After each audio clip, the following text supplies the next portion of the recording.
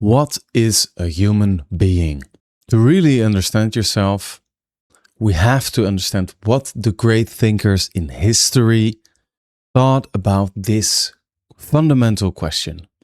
So in this video, the most important things about this question of the past 2,500 years will be covered in an easy, coherent, and interesting way for you to understand. Broadly speaking, every area answered one question. What kind of being is the human person? What drives us and what should we become? And usually each answer fixed the failure of the one before it. And interestingly, in the end, we will see that modern psychology inherited all of these insights and flaws. And I've always been interested in history, but my specialization is a master degree in psychology. So I'm here to tell you everything about it. So classic Greece, this is before Christ, 400, 300 before Christ. Plato is the most influential thinkers, and he primarily said that reason must govern the desire, because reason is one of the highest forms of human behavior. He was focused on self-mastery, objective values beyond preference. Then his student was heavily influenced, of course, by Plato, is Aristotle. He was also the mentor of Alexander the Great. He placed a lot of emphasis on virtue and ethics. So he said, for example, that being a courageous person is a product or a result from acting courageously habitually.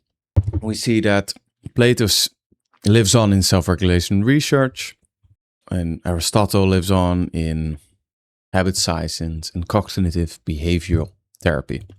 Then the Stoic tradition in Greece and Italy, or Rome, added the distinction that humans should really focus on what is in their control and not what lies without it.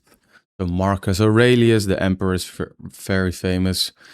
He wrote Meditations, his diary, which is a practice of Stoicism. Also Seneca is important. So we can not control the events, we can shape our responses. This in the end became cognitive therapy, or it draws on this Stoicism element. Then this Greek and Roman reason started in the later Roman period and in the beginning of the Middle Ages, but also in the later Middle Ages, started to getting into Christian dignity. So that's a massive shift. So this Greek excellence was for the wise, the strong, the free, and it is an ideal. But when Rome collapsed, life became more short, brutal, uncertain. Middle Ages has also been called the Dark Ages.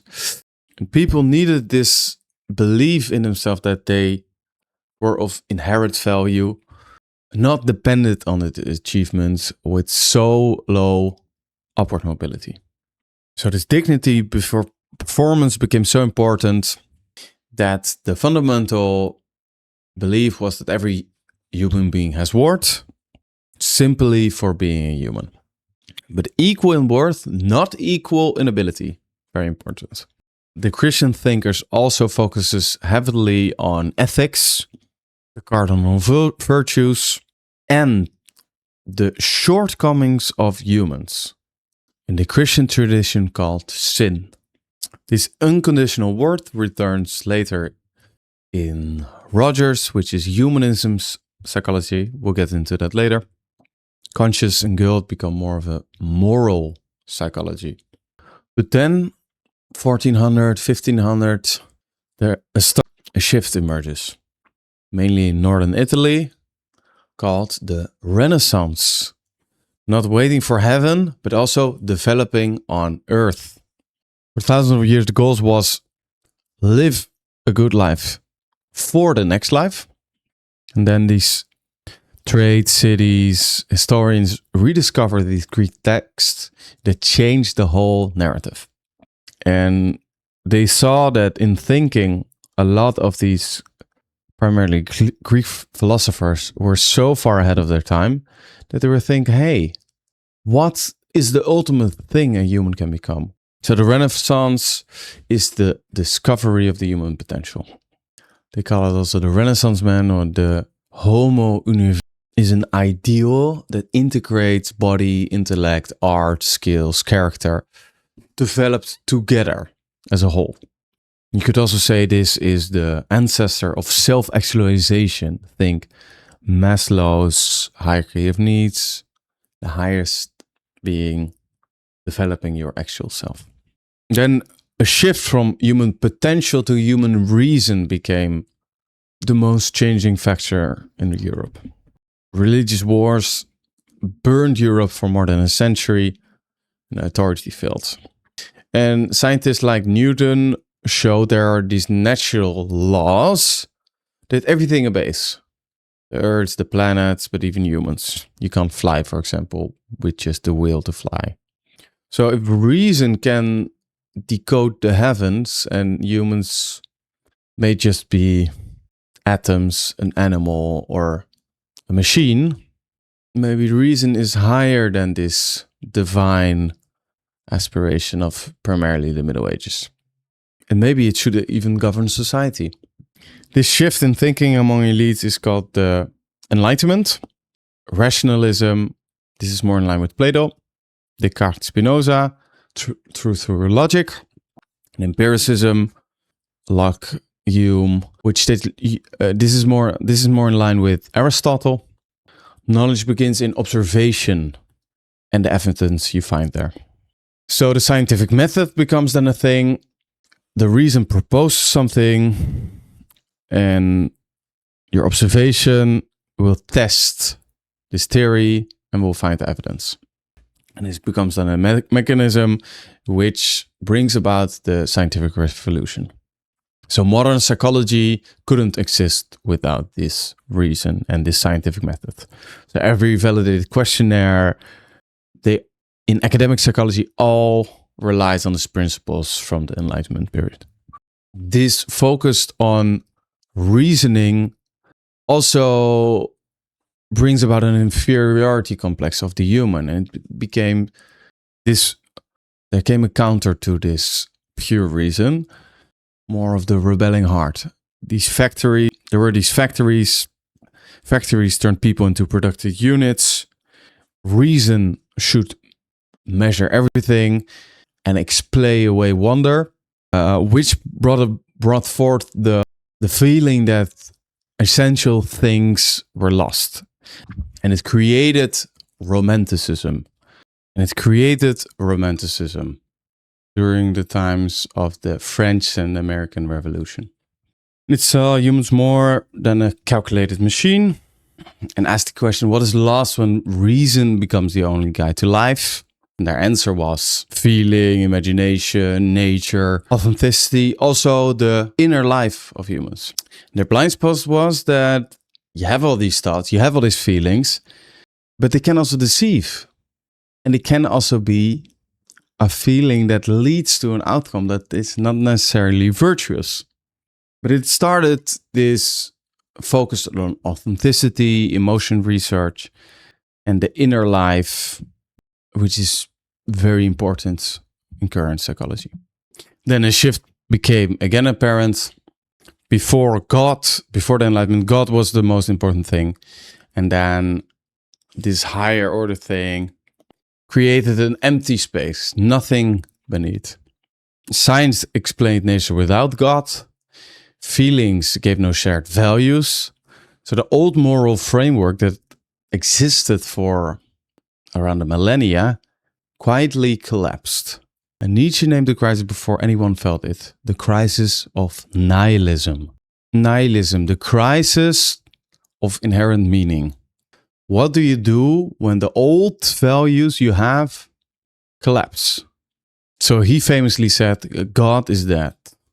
Not as a celebration, but more as a diagnosis. Reason cannot say why life is worth living. Feelings cannot build a coherent, virtuous life. So he focused on create your own values. Overcome yourself and become your highest self. this in psychology is created growth mindset, deliberate practice, and post-traumatic growth. So Nietzsche proved that we do not know ourselves.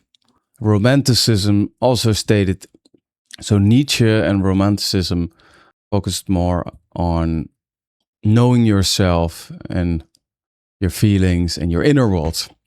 But philosophy had no method to look inside. So Wundt, one of the founders of psychology, opened the first psychology lab. And Freud then became one of the founders of the modern concept of the unconsciousness.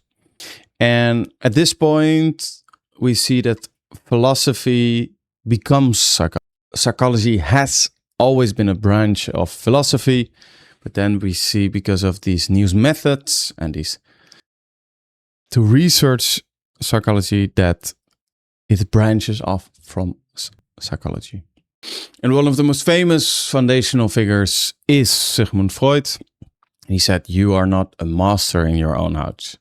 Basically referring to the statement that much of behavior is shaped by unconscious forces like drives, early experiences, repression, defenses. He says everybody believes they act out of conscious reasons. The real causes may lie somewhere else. Most of his claims aged badly, but the core insight has survived. That we have unconscious forces that process and drive behavior. Also, his self-mechanism, defense mechanism, is still very relevant today.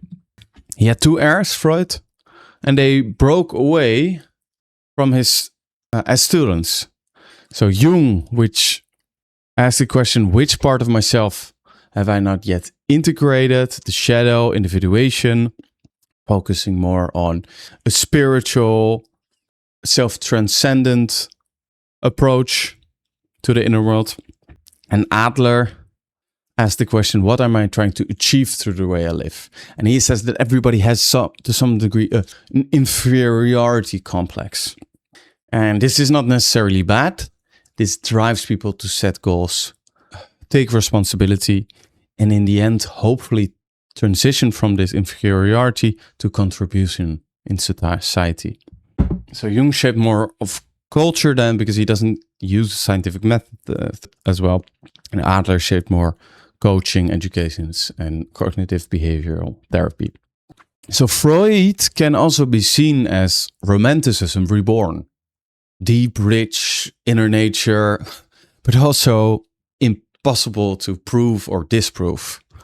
This wouldn't be in line with the Enlightenment principles, where you can reason and think and measure.